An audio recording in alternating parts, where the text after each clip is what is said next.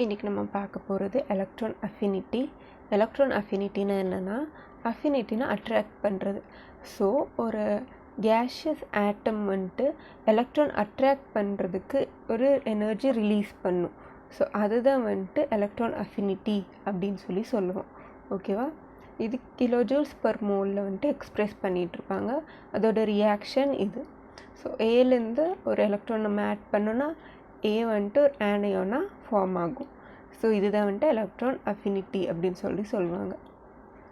So இது பீரியடில் எப்படி டிஃபர் ஆகுதுன்னு பார்த்தீங்கன்னா, இது வந்துட்டு எலக்ட்ரான் அஃபினிட்டி இன்க்ரீசஸ் இன் த பீரியடில் எலக்ட்ரான் அஃபினிட்டி இன்க்ரீஸ் ஆகிட்டே போயிட்டுருக்கும்.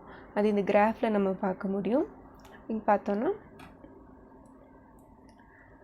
Lithium, beryllium, boron, carbon, nitrogen, oxygen, fluorine, neon.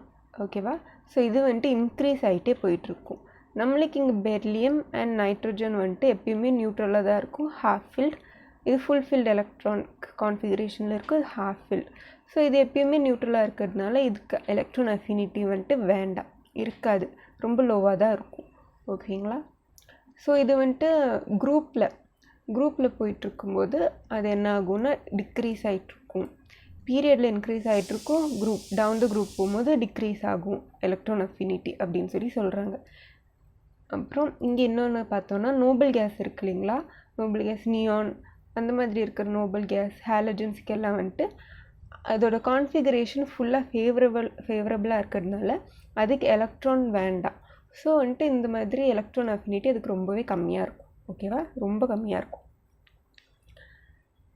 இது எலக்ட்ரான் அஃபினிட்டி வந்துட்டு குரூப்பில் ஏன் வந்துட்டு டிக்ரீஸ் ஆகுது அப்படின்னு பார்த்தோன்னா, ஷீல்டிங் எஃபெக்ட்னாலேயோ அட்டாமிக் சைஸ்னாலேயோ அது வந்துட்டு டிக்ரீஸ் ஆகிட்டுருக்கு அப்படின்னு சொல்கிறாங்க.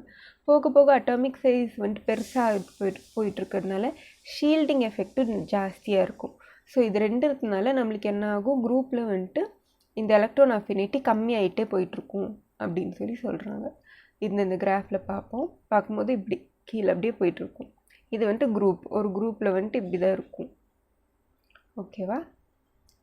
நெக்ஸ்ட்டு வந்துட்டு எலக்ட்ரோநெகட்டிவிட்டினா இங்கே டெஃபினேஷன் இருக்குது.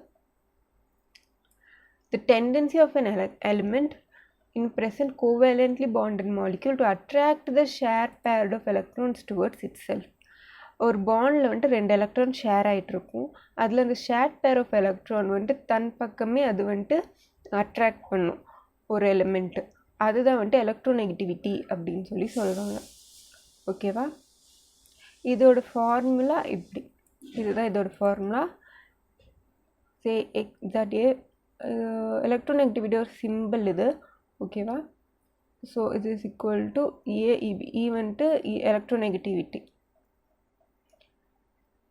ஓகேவா? பாண்ட் டிசோசியேஷன் எனர்ஜி அப்படின்னு சொல்லுவோம். ஒரு பாண்ட் வந்துட்டு செப்பரேட் ஆகுறதுக்கு அதுக்கு எவ்வளோ எனர்ஜி தேவையோ அது வந்துட்டு பாண்ட் டிசோசியேஷன் எனர்ஜி அப்படின்னு சொல்லுவோம். ஓகேவா?